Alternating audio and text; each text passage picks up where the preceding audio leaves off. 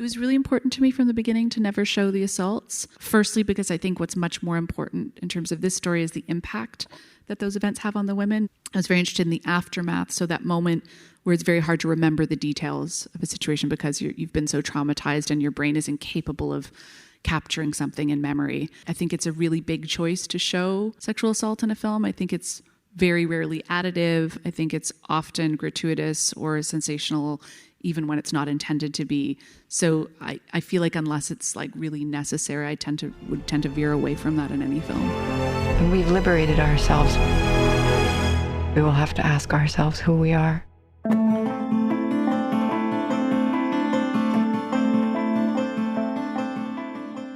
I had read the book Women Talking by Miriam Toews and fallen in love with it and had been thinking about it nonstop. And I think I saw it literally on Twitter one day. It came up that Frances McDormand and Dee Dee Gardner had optioned the rights, which is a really good argument for being on social media. Once in a while, something good comes of it. And I just said, do they have a writer-director for this project? And the same day or within a week, he had an email from Frances and Dee Dee asking what I was doing. So our emails kind of crossed. So it felt very, very meant to be. Talk about finding the perfect cast for this film. It was a very long, involved process that took over a year. We met with so many people, both known and unknown, to try to find exactly the right constellation of people to work together. And then the production design, the farm and that barn, which I just learned was actually a convention center. Yeah, we built it in a convention center that wasn't being used because of COVID. And it was this huge, massive building because we needed something not only big enough to house the barn, but then the lighting and the blue screen that went around it. The barn was actually dwarfed in that space. There was, room for trucks and people skateboarding around and all sorts of stuff. The cinematography of this is phenomenal. Talk about the conversations that you had about how this film would look. We were supposed to film the summer prior, but then everything got shut down. So we had this kind of mixed feeling of having all this time to talk about it. Even though we usually do it, we had even more time. So it was kind of a great, in a way, a gift, as bad as it sounds, but it was a gift to be able to kind of really sit and talk about designing the film. And there was a lot of exploration, talking a lot about what the emotions were. Sarah has this great thing she did where she essentially rewrote the script in beat form with all these turning points in the film so that we could really track where shifts were happening. So it was just a great thing to be able to spend so much time on one project, and it really does pay off, I think. We must decide now to stay and fight or leave.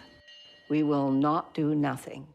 Talk about the editing when we're seeing these characters go through the emotions of to leave or not to leave. The conversations you had about how you were going to cut those moments. There was sort of a contradictory impulse in the pacing and in the structure, which is the women have to flee, but they also have to leave, and they're very different, and they're different impulses, and they're different impulses dramatically. So we had to find a language in the performances and in the structure of the film that sort of reflected both of those things without the audience going, stop talking and leave, and then the audience also saying, no, they don't know why they're leaving yet, they can't. So that was a sort of a process of just distilling and distilling and distilling. With 7 people in a room, you think, we have to keep all the balls in the air at all the time. And gradually you realize, no, you don't. And it became very precise when you would see the other women, because you had to tell that story that Luke was mentioning, like that, where do they turn? Why are they turning? How are their emotions changing? And so rather than cutting, it was a lot of staying on actors. How did you cut those scenes with the children in the field? We just picked the cutest kids and the best light. And I also want to add that the 2 younger actors were a nice surprise because they had minimal experience compared to their colleagues on set, and they immediately knew what to do.